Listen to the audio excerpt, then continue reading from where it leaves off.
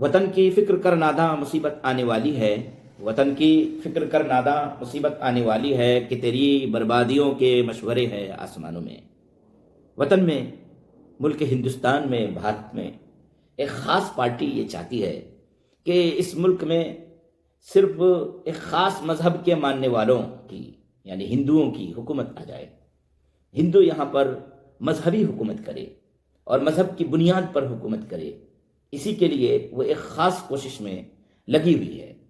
اس party نے وندے ماترم کا مباحثہ کیا اور وندے ماترم کو وجہ بنا کر کے، مدعا بنا کر کے اپنے ہندو نیشنلٹی کی، ہندوتوا کی اور ہندوازم سے انتہائی محبت کا مظاہرہ وہ کرنا چاہ رہے ہیں، اور اپنے تمام تر ناکامیوں کو، جو بھی ان کی ناکامیاں ہیں، ان سب کو اس چادر تلے وہ چھپا دینا چاہتے ہیں۔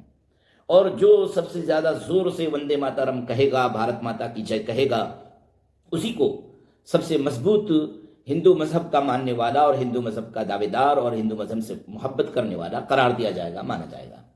اسی لیے وہ شرط رکھے ہوئے تھے، ابھی پارلیمنٹری ہاؤس میں جہاں پر مباحثہ ہونا تھا وہاں پر یہ شرط لگائے ہوئے تھے کہ جب تک وندے ماترم پر مباحثہ نہیں ہوگا تو SIR جو 12 صوبوں میں ہو رہا ہے اس پر مباحثہ نہیں کیا جائے گا۔ لہذا پہلے وندے ماترم پر مباحثہ ہوا اور اس کے بعد SIR پر بھی مباحثہ کیا گیا۔ سمجھنا یہ ہے کہ وندے ماترم کے سلسلے میں اب یہ کیا کرنا چاہ رہے ہیں؟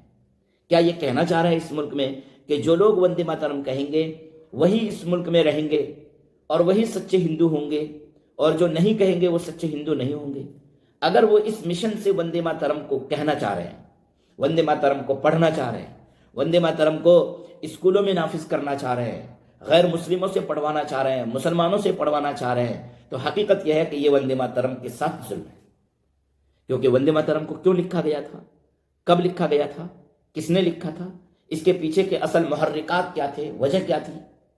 اصل میں وندے ماترم کو 1872 میں بنکم چندر چٹرجی نے اس لیے لکھا تھا کہ اس وقت ہندوستان میں انگریزوں کی حکومت شباب پر تھی۔ 1857 کا غدر واقع ہو گیا تھا، یا 1857 کی پہلے جنگ آزادی واقع ہو چکی تھی، اور 1857 کی پہلی جنگ آزادی کے بعد انگریزوں کا پورے ملک پر مکمل تسلط ہو چلا تھا۔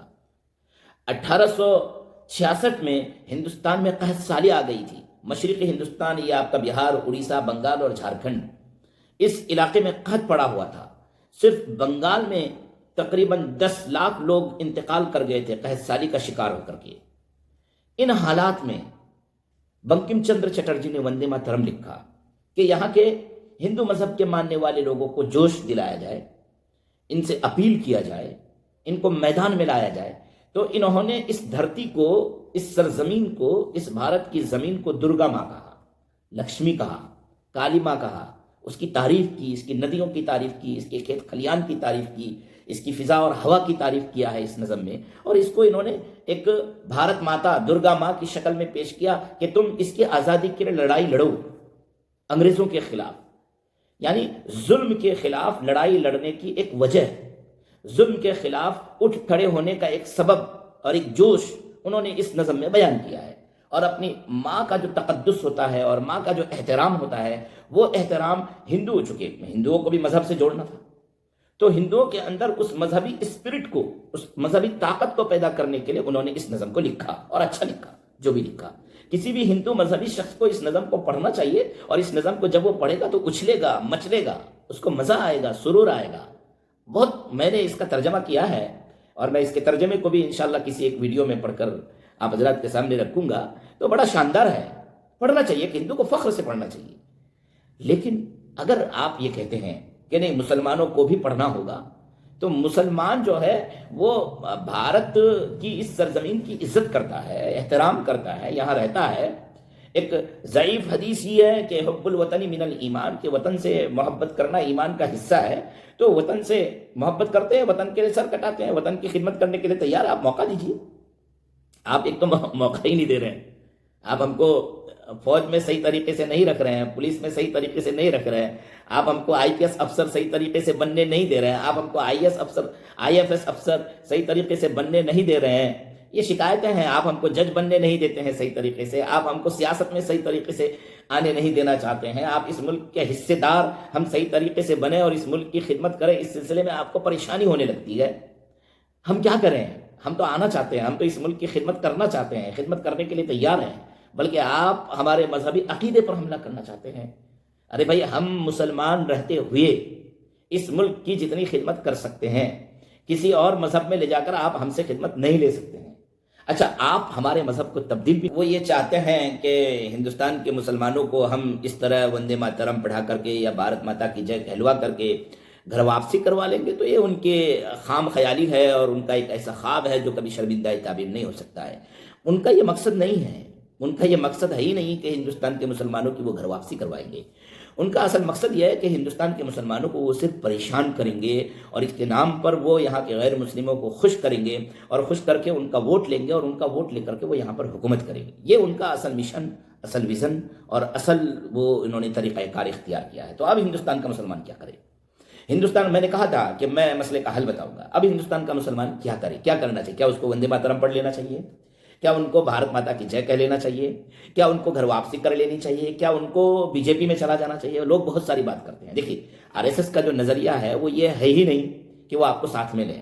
وہ کسی بھی مسلمان کو کہیں سے بھی ٹکٹ نہیں دیتے ہیں، وہ راجیہ سبھا بھیج دیتے ہیں، ایم ایل سی وغیرہ بھی بنا دیتے ہیں، بعض لوگوں کو گورنر وغیرہ بھی بنا دیتے ہیں، بعض لوگوں کو تو وہ اس لیے بناتے ہیں کہ وہ غلامی کریں، ان کو غلام چاہیے۔ وہ لوگ ان لوگوں سے پھر وہ چھین لیتے ہیں، اس کی ایمانی طاقت، ایمانی اسپرٹ چھین لیتے ہیں۔ مسلمانوں کو بی جے پی میں جانے کی بھی ضرورت نہیں ہے، وندے ماترم پڑھنے کی بھی ضرورت نہیں ہے، بھارت ماتا کی جے کہنے کی بھی ضرورت نہیں ہے۔ مسلمانوں کو صرف ایک کام کرنا ہے، جو کرنے کا کام ہے وہ یہ ہے کہ وہ اپنے دین اسلام کی ترویج اپنے لوگوں میں کریں اور ان لوگوں میں بھی کریں جو لوگ دین اسلام کو سمجھنا چاہتے ہیں۔ تھوڑی بہت قربانی دینی پڑے گی، تھوڑی بہت قربانی دینی بھی چاہیے، اس کی ضرورت بھی ہے، ان قربانیوں کو دینا ہوگا۔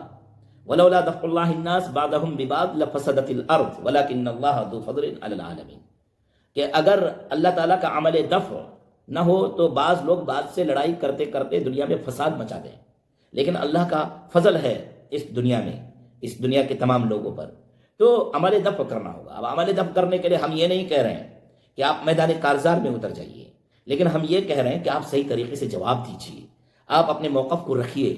یہ ایک جمہوری ملک ہے تو اس جمہوری ملک میں جمہوریت کا ساتھ دیجیے۔ وہ لوگ جو لوگ جمہوریت کو پسند کرتے ہیں ان کو بھی آگے بڑھائیے، ان کا بھی ساتھ دیجیے۔ آپ ہر اعتبار سے ترقی کیجیے، دو اعتبار سے آپ ترقی کر سکتے ہیں اور کوئی آپ کو روک بھی نہیں سکتا ہے۔